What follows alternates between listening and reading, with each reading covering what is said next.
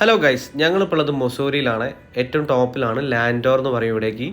എൻ്റെ ഫ്രണ്ട് അഖിലിൻ്റെ വീടാണ്, ഇവിടെയാണ് ഞങ്ങൾ നിൽക്കുന്നത്. അപ്പോൾ ഞങ്ങൾ ഒരു ഈവനിങ് ഒക്കെ ആയപ്പോൾ ഒന്ന് പുറത്തേക്ക് ഇറങ്ങാനുള്ള പരിപാടിയാണ്. അപ്പോൾ പുറത്തേക്ക് ഇറങ്ങാൻ പറഞ്ഞാൽ താഴേക്ക് പോകാന്നുള്ളതാണ്. താഴേക്ക് പോകുമ്പോഴുള്ള അവസ്ഥ കാണിച്ചു തരാം കേട്ടോ. ഫുള്ള് കൊക്കയും കാര്യങ്ങളാണ്. ഇതിലൂടെ ഭയങ്കര ശ്രദ്ധിച്ച് വണ്ടി ഓടിക്കണം. ഇറക്കാണ്, ബ്രേക്ക് പിടിക്കാതെ പോകാൻ കഴിയില്ല, അത്രയും റിസ്ക് ആയിട്ടാണ് പോണത്.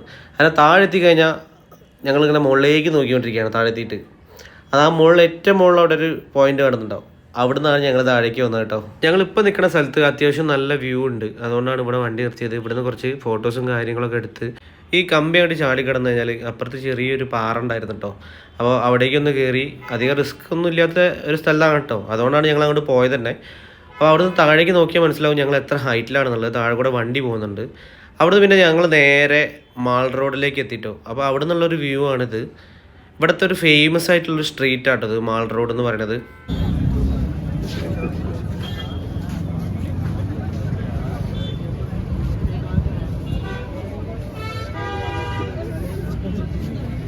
നല്ല തണുപ്പാണ് കേട്ടോ. അപ്പോൾ ആ തണുപ്പ് മാറ്റാൻ വേണ്ടിയിട്ട് ആദ്യം ഒരു കോഫി കുടിക്കാമെന്ന് വിചാരിച്ച് ഇവിടുത്തെ ഫേമസ് ആയിട്ടുള്ള ഒരു കോഫി ഷോപ്പാണ് അഖിൽ ഇൻട്രൊഡ്യൂസ് ചെയ്താണ് ഞങ്ങൾക്ക്. ഒരു രക്ഷയില്ല, നല്ല ടേസ്റ്റുള്ള കോഫി ആയിരുന്നു.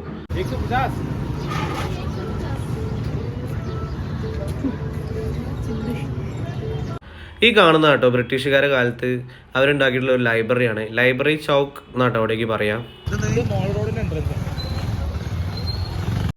അങ്ങനെ ഞങ്ങൾ എൻട്രൻസ് ഒക്കെ കിടന്ന് ഉള്ളിലേക്ക് നടന്നപ്പോൾ അവിടെ എഴുതി വെച്ചിട്ടുണ്ട് Mussoorie the queen of hills എന്നുള്ളത്. ഈ വഴിയിലൂടെ നടന്നു വേണം കേട്ടോ പോകാൻ വേണ്ടിയിട്ട്. അങ്ങനെ കുറച്ച് ഉള്ളിലേക്ക് എത്തിയപ്പോൾ ഇവിടെ കുറച്ച് ഫ്രീഡം ഫൈറ്റേഴ്സിൻ്റെ കുറച്ച് പ്രതിമകളും അവരെ പഴയകാല സ്മാരകങ്ങളും കാര്യങ്ങളൊക്കെ ഇവിടെ കാണുന്നുണ്ട് കേട്ടോ. ഇതൊക്കെ ആരാണെന്നൊന്നും ഞങ്ങൾക്ക് അറിയില്ല. അവരൊക്കെ ഇവിടേക്ക് ഈ ഭാഗത്ത് ഉത്തരാഖണ്ഡിൽ എന്തൊക്കെ ചെയ്തിട്ടുണ്ടെന്നൊന്നും അറിയില്ല. അവരുടെ പേരുകളൊക്കെ അവിടെ താഴെ എഴുതി വെച്ചിട്ടുണ്ട്, പക്ഷേ നമുക്ക് പരിചിതമുള്ള പേരുകളൊന്നുമല്ല. ഈ ഫോട്ടോയിൽ കാണുന്നത് ഫേമസ് ആയിട്ടുള്ള ഒരു റൈറ്ററാണ്. റസ്കിൻ ബോണ്ട് എന്നാണ് അദ്ദേഹത്തിൻ്റെ പേര്. അദ്ദേഹത്തിൻ്റെ വീട് വരുന്നത് മസൂരിയിലാണ്. പിന്നെ ഞങ്ങൾ ഫുഡിൻ്റെ സെക്ഷനിലേക്ക് കടന്നിട്ടോ. ആദ്യം തന്നെ ഞങ്ങൾ പോയത് ലവ്ലി ഓംലെറ്റ് സെൻറ്ററിലേക്കാണ്. അവിടെ ഒരു സ്പെഷ്യലായിട്ടുള്ള ഓംലെറ്റ് കിട്ടും, ചീസൊക്കെ ഇട്ടിട്ടുള്ളത്. വർഷങ്ങളായിട്ടുള്ള പാരമ്പര്യമുള്ള ഒരു ഷോപ്പാണെന്നാണ് അഖിൽ പറഞ്ഞത്. ഒരു 100 വർഷത്തിന് മുകളിൽ ആയി ഈ ഷോപ്പ് തുടങ്ങിയിട്ട് കേട്ടോ.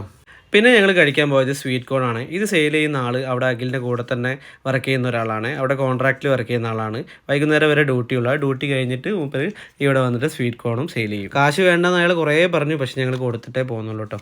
അത് കഴിഞ്ഞ് ഞങ്ങൾ നേരെ ചോല കുൽച്ചയിലേക്ക് പോയി. ഇത് അവിടെ അത്ര ഫേമസ് ഒന്നല്ല, പക്ഷേ ഒന്ന് ട്രൈ ചെയ്ത് നോക്കുക എന്നുള്ള രീതിയിൽ ഞങ്ങൾ വാങ്ങിയതാണ്. എനിക്ക് വലിയ ഇഷ്ടപ്പെട്ടിട്ടില്ല, പക്ഷേ അശ്വതി നല്ല അടിച്ച് കയറ്റിയിട്ടുണ്ട്. അവൾക്ക് നല്ല ഇഷ്ടമായി. പിന്നെ ഞങ്ങൾ നേരെ പോയത് പാനിപ്പൂരി കഴിക്കാൻ വേണ്ടിയിട്ട് കേട്ടോ. നമ്മുടെ നാട്ടിൽ നിന്ന് കിട്ടുന്ന അതേപോലത്തെ ടേസ്റ്റുള്ള പാനിപ്പൂരി തന്നെയാണ്.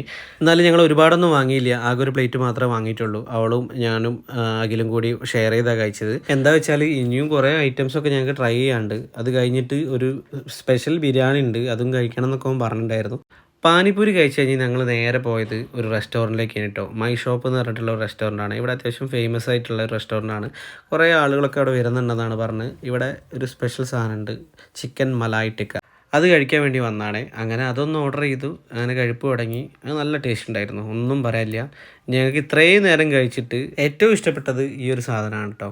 കാരണം എന്താ വെച്ചാൽ ഇത് നമ്മുടെ നാട്ടിൽ അതേ ഒരു ടേസ്റ്റ്, അല്ലെങ്കിൽ നമുക്ക് ഇഷ്ടപ്പെടുന്ന ഒരു ഫ്ലേവറൊക്കെ ആയിരുന്നു ഇതിലുണ്ടായിരുന്നത്. പിന്നെ ഞങ്ങൾ ബിരിയാണി വാങ്ങാൻ വേണ്ടി പോയിട്ടോ. ഇവിടുന്ന് ഹൈദരാബാദി ബിരിയാണിയും പിന്നെ ഇവിടുത്തെ ഒരു സ്പെഷ്യൽ പ്ലെയിൻ ബിരിയാണിയും ഞങ്ങൾ വാങ്ങി. അങ്ങനെ ഞങ്ങൾ നടന്ന് മാൾ റോഡിൻ്റെ ഏറ്റവും എൻഡിൽ എത്തിയിട്ടുണ്ടായിരുന്നു കേട്ടോ. ഇവിടെ ഒരു മുറുക്കാൻ കട ഉണ്ടായിരുന്നു, അവിടുന്ന് ഒരു മുറുക്കാനും വാങ്ങി. ഞാനത് തൊട്ടില്ല കേട്ടോ. അശ്വതി കഴിച്ചു നോക്കി, അഖിൽ ഈസി ആയിട്ട് കഴിച്ചു. അപ്പോൾ വീഡിയോ ഇത്രയേ ഉള്ളൂ. ബൈ.